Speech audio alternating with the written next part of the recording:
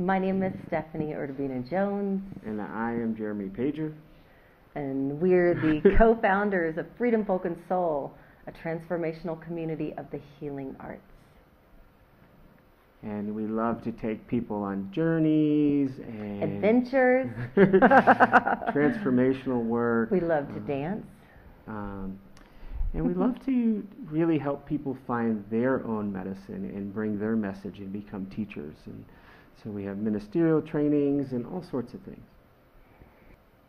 I think for me, in my process, that I came to this work, this spiritual work, this transformational work, from necessity, from a lot of pain. And so my why is to really help people do the same, to come and bring their hearts, their vulnerability, their traumas, their wounds, and turn that into their medicine, to bring grace, to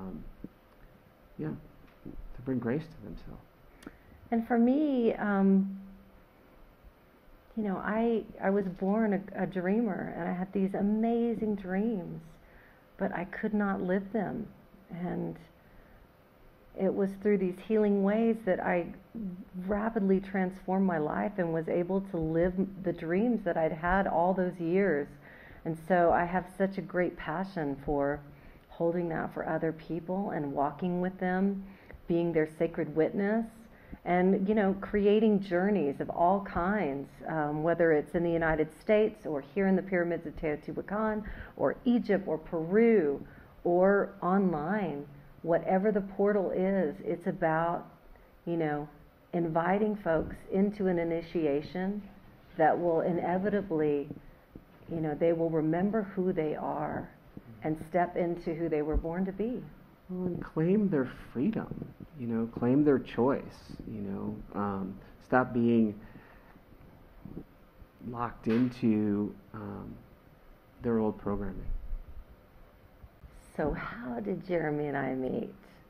Well, I had just gone through a horrific divorce and was bottomed out, lost my career as a musician and a recording artist at a really important moment in time, and I was just completely in despair.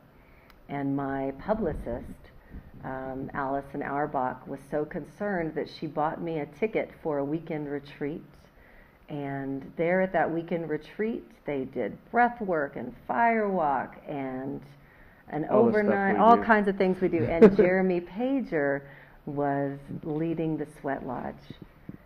And I can't say that moment was the moment, but they did a Toltec overnight ceremony out around a medicine wheel called a mitote.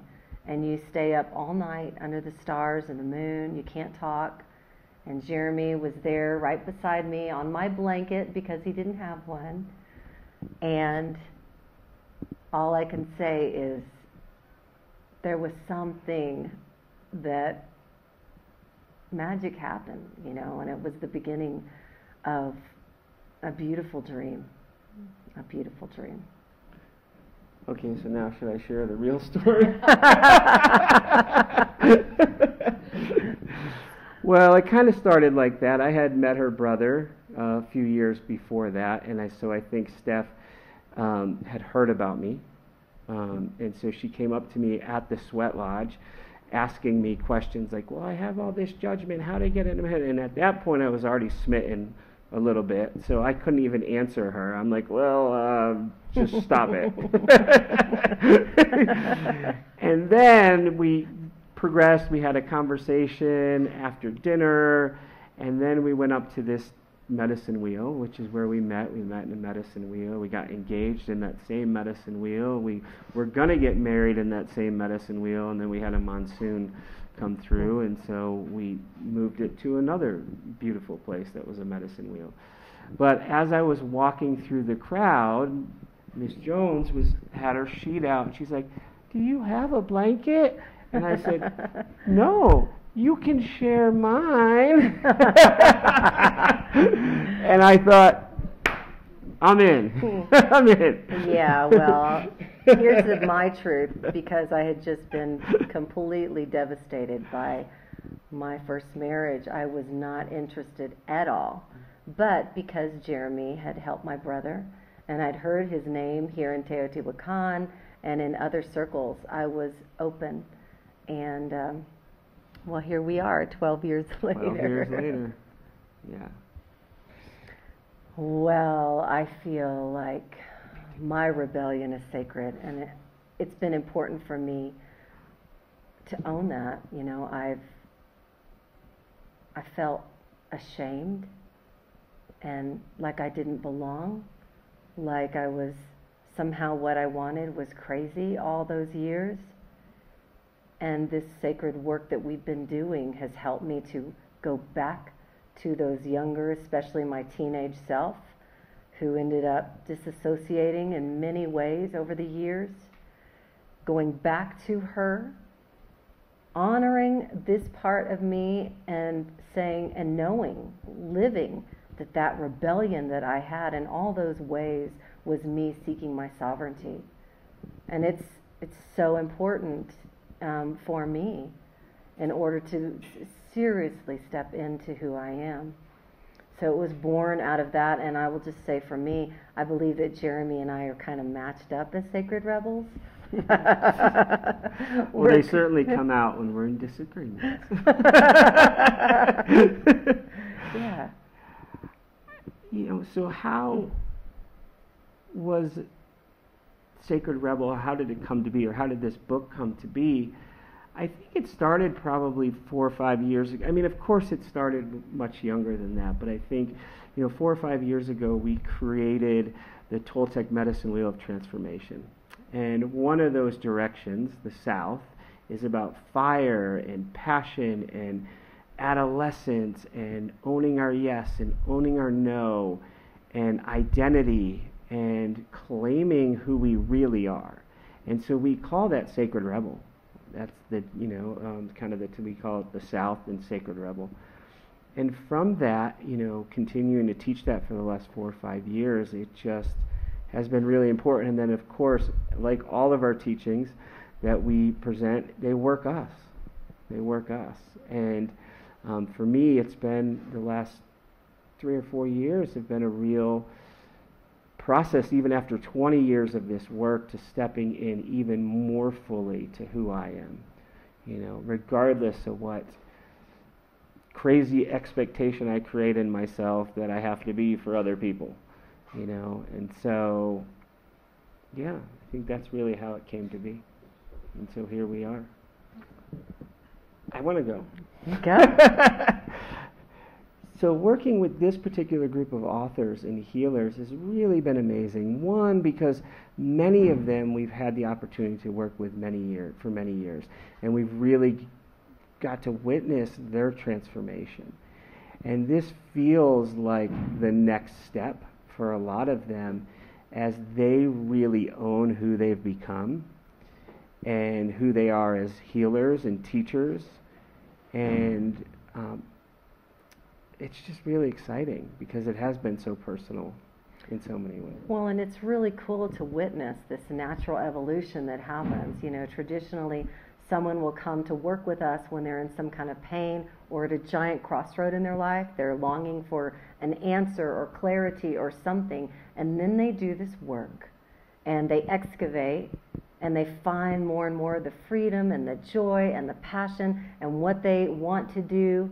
And then it's just such a natural evolution for them then to step into becoming an author and owning their life, owning their story, and sharing that and stepping through that portal and becoming then an advocate, a teacher, a minister, whatever it is that they are a leader of. Because, we believe that you are the most power that you have is your life. No people can question this is truth or that is truth. No one can question your truth. Your truth makes you, your life makes you an expert in whatever that is that you've spent so much time and heart excavating, So it's just, it's amazing to work with them and to be a witness to this evolution of them becoming powerful. So what is the one thing that we most want people to know? I would say that your stories, that we're all encumbered, sometimes so scared of living our life. You know, I'm not enough. I'm not lovable. I could never do that. That only happens to so and so. I don't feel worthy. All those stories are potent power tools. And if you can just find the courage to step in with a safe tribe, safe leaders, whether it's us or someone else, go into those stories. Within those stories, within those vulnerabilities and that pain is what we call your medicine.